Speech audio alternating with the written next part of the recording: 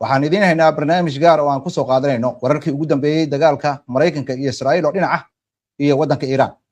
waxaa soo baxay war degdeg ah oo la xiriira in dalka Mareykanka uu 5 maalmood ku kordhiyay waqtigii kama dambaysta oo Iiraan uu qabtay. maxaa kalifay arrintaasi iyo macluumaadada cusub ee la xiriira arrimahan iyo maxay tahay fasiraadda dalka Mareykanka ku qasabtay in uu 5 maalmood ku daro. waxaa intaas dheer haddii uu dhammaan lahaa 48 saacadood ee Trump uu qabtay Iiraan maxaa ka dhici lahaa maxaase gacanka carabta ka dhici lahaa iyo Israa'iil iyo su'aalo kale oo muhiim ah ayaan isweydiinaynaa ayadoo caalamka oo dhan uga dhir sugayay saacadihii koobnaa ee ka harsanaa waqtigii kama dambaysta ahaa ee madaxweynaha Mareykanka uu qabtay wadanka Iiraan ayaa hadda waxaa soo baxaysa Mareykanka in uu ku andacoonayo in uu 5 maalmood oo dheeraad ku daray kadib markii sida madaxweynaha Mareykanka uu bartiisa ku qoray oo wada hadal la furay wadanka Iiraan.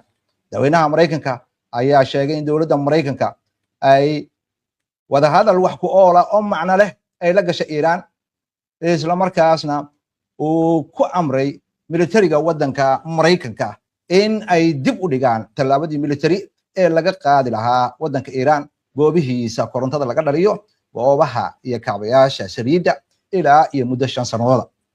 Trump ayaa ku sheegay bartiisa social media in wada hadallada Iiraan lala geliyo ay socon doonaan inta ka hartay toddobaadkan. waxa uu madaxweynaha Mareykanka sheegay waxa aan amar ku bixiyay oo ku siiyay wasaaradda dagaalka ee wadanka Mareykanka inay dib u dhigto dhammaan howlgallada militari ee duqeynta ah ee ka dhanka ah goobaha korontada laga dhaliyo ee wadanka Iiraan iyo kaabayaasha saliidda muddo 5 maalmood ah. waxayna arrintaasi ku xirnaanaysaa guusha laga soo hoyiyo kulanada iyo wada xaajoodka Iiraan la leeyahay ayuu bartiisa ku qoray. Trump ayaa tallaabadan lala yaabay qaaday waxaana ay soo baxaysaa saacado kooban iyadoo ay ka harsan yihiin 48 saacadood ee uu qabtay wadanka Iiraan oo ugu hanjabay in uu bartilmaameedsan doono goobaha korontada laga dhaliyo kuna bilaabi doono goobta ugu weyn ee korontada laga dhaliyo ee wadanka Iiraan haddii ay Iiraan furi weydo marinka Hormuz oo maraakiibta oo dhan ay u golaan weydo ka hor intuuna waqtigan dhamaan. hanjabaadda Mareykanka markay soo baxday kadib ayaa dowladda Iiraan waxa ay ballan qaaday in ay ku jawaabayso aargudasho waxa ayna sheegtay in ay bartilmaameedsanayso goobaha korontada laga dhaliyo ee Israa'iil iyo wadamada gacanka ee Mareykanku uu ku leeyahay saldhigyada militari haddii dowladda Mareykanku ay beegsato goobaha korontada laga dhaliyo ee wadanka Iiraan. sidoo kale Iiraan waxay ku hanjabtay inay xiri doonto dhammaanba marinka Hormuz haddii dowladda Mareykanku hanjabaadeeda duqeynta ah ay meel mariso. taliska Mareykanka haddii uu tallaabooyinkaasi qaado ayaa militarigu Iiraan waxay xaqiijiyeen in ay dib noqon doonto in dib loo furo marinka. hase ahaatee waxaa muuqata waxyaabihii ka dhacay dhammaan kaabayaashii laga burburiyey wadanka Iiraan oo ay ka mid yihiin goobaha saliidda ayadoo aan dib loo furin. Iiraan waxay ku hanjabaysaa inaynan dib u furi doonin marinka Hormuz. golaha difaaca qaranka ee Iiraan ayaa digniin ku bixinaya tilaabo kasta oo lagu bartilmaameedsanayo jasiiradda Kharj ee Iiraan saliideeda 90% laga soo saaro in jawaabtu ay noqon doonto mid la dhigi doono miinooyin wadaha iyo dhammaan irdaha laga soo galo goobaha badda Hormuz isla markaasna la jari doono khadadka biyaha hoostiisa mara ee gacanka taga iyo xeebaha halka golahana uu ku hanjabayo ama ku nuxnuuxsanayo in wadamada oo dhan ee ka qayb qaata dagaalka ka dhanka wadanka Iiraan in tallaabo laga qaadi doono oo aynan ka gudbi doonin marinka Hormuz iyadoo oo aanan wada tashi toos ah la yeelan wadanka Iiraan. dhinaca wadanka Iiraan ayaa sida wakaaladda wararka ee Maahir ay ku waramayso ayaa bayaan degdeg ah waxaa soo saaray wasaaradda arrimaha dibadda ee wadanka Iiraan. waxayna sheegaysaa in aysan jirin wax wada xaajooda oo Iiraan ay la gashay wadanka Mareykanka. Trump hadaladiisan ayaa looga gol leeyahay in hoos looga dhigo ascaarta saliidda ee cirka isku sii shareeraysa iyo isla markaasi waxa uu rabaa in uu waqti gato siduu ku meel marin lahaa qorshayaashiisa militariga oo agabkiisa militariga uu kusoo urursan lahaa sida bayaanka lagu xusay. waxaa intaa dheer hindisahan ay dhammaan wadamada gobolka hoos loogu dhigayo xiisaha iyo walwalka ay qabaan waa in lagala hadlaa dowladda Mareykanka taasoo qayb ka ah dagaalka ayadana dagaalka bilowday ayaa lagu yiri bayaanka laga soo saaray wasaaradda arrimaha dibadda ee waddanka Iiraan. haddaba maxaa kalifay dowladda Mareykanka in ay waqtigii kama dambaysta ee qabatay ay bedesho oo ay 5 maalmood dheeraad ku darto? khubarada qaar waxay leeyihiin weerar haddii lagu qaadi lahaa kaabayaasha uu madaxweynaha Mareykanka ku hanjabay oo ay ka mid yihiin goobaha korontada laga dhaliyo iyo goobaha saliidda in Iiraan ay masiibo xoog la ka dhici lahayd. Iiraan tallaabada ay qaadaysana waxa ay saameyn weyn ku yeelan lahayd wadamada gacanka iyo Israa'iil. maxaa dhici lahaa weeyay su'aasha inta badan la isweydiiyay. waddanka Iiraan oo shacabkiisa uu ka badan yahay 90 milyan, korontada aad iyo aad ayaa waddankaasi ugu tiirsan yahay. waxa uu leeyahay in ka badan 120 xarumood oo korontada laga dhaliyo. korontada Iiraan laga dhaliyo qaar waxa laga dhaliyaa dhuxusha, qaar waxa laga dhaliyaa shidaal, qaar cadceedda, qaar waxa la isku dayaa in laga sameeyo hirarka badda. nolosha shacabka waddanka Iiraan koronto ayay ku xiran tahay. waa shacab ilbax ah waddankoodan ugu horumarsan yahay sida inta badan wadamada reer galbeedka. guri walba noloshiisa waxa ay ku tiirsan tahay korontada, ha noqoto cunnada la dhigayo ama lagu kaydsanayo qaboojiyaasha, ama ha noqoto isbitaalada, ama ha noqoto bulaacadaha, ama ha noqoto adeega biyaha, ama ha noqoto warshadaha soo saara cunnada ilaa iyo lagu geeyo hubka. haddii ay dhici lahayd in Mareykanku uu duqeeyo ilahaasi, Iiraan waxaa ku dhici lahaa shacabka sadma aad u weyn oo ah noloshooda maalmeedka ayaa khalkhal gali lahayd. waddanka oo dhan ayaa mugdi noqon lahaa. dhowr maalmood gudahoodna waxaa dhici lahayd in ay dilaacaan cudurro iyo dhibaatooyin fara badan.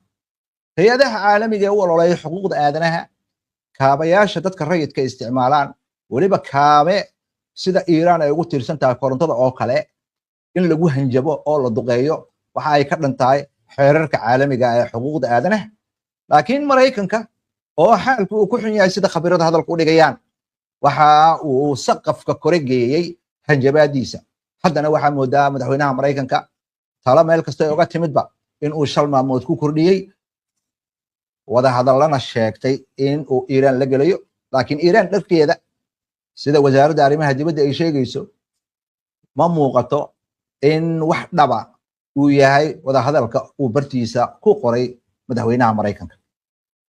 dhinaca wadamada gacanka haddii la duqeyn lahaa ayagana maxaa dhici lahaa? Iiraan waxaa la ogsoon yahay sida khabiirada hadalku dhigayaan ilaa iyo 28kii bishii February intii uu dagaalkani bilowday, Iiraan bayaan kasta ay soo saarto waxa uu ahaa mid xaqiiqo ku salaysan. oo kii ugu horreeyay ee ugu cajiibsanaa uu ahaa markii la sheegay in la dilay hogaamiyahooda ruuxiga Cali Khamenei. saacado kadib waa ay xaqiijiyeen in uu hogaamiyahooda ruuxiga dhintay. war kasta ay soo saaraan iyo macluumaad kasta ay soo saaraan waa macluumaad hufan weeye. hogaamiyihii walaha amniga qaranka Cali Larijani iyo taliyihii Basij markii ay dhinteen, Iiraan saacado kadib xaqiiqada warkaasi way soo saartay. laakiin dhanka Mareykanka ayaa khabiirada sida hadalku u dhigayaan waxa uu marin habaabinayaa ra'yiga caamka. wararka uu sheegay oo dhanna waxaa la sheegay inay yihiin kuwa loogu talagalay in lagu dejiyo dadka Mareykanka oo aad uga soo horjeesanaya dagaalkan, iyo madaxweynaha Mareykanka oo lagu eedeynayo in uu qaaday dagaal qaanuunka khilaafsan waddan ka tirsan qaramada midoobe, in ayadoo oo aanan ogolaasho laga haysan qaramada midoobe uu si gardarro ah u weeraray haddana waxaa muuqata in uu codsaday markii dagaalku ku xumaaday in wadamo kale ay soo kaalmeeyaan oo ay la furaan marinka hormuus. wadamadaasi markii hore qaarkii uu magac dhabay oo dhan waa ay ka gaabsadeen. hadda laakiin waxaa moodaa markuu maraykanka xaal kusii xumaanaya sida khabiirada hadalku dhigayaan in wadamada qaarkood ay la yimaadeen afkaar cusub oo ururka midowga yurub ay ugu horeeyaan iyo nato oo sheegaya inay iska kaashanayaan sidii markii uu dagaalka dhammaado dib loogu furi lahaa marinka hormuus. haddii aan ku noqonno iiraan maxay ku jawaabi lahayd haddii maraykanku uu ka dhabayn lahaa markii ay dhammaatay 48 saacadood oo waqtiga uu qabtay maxaa dhici lahaa?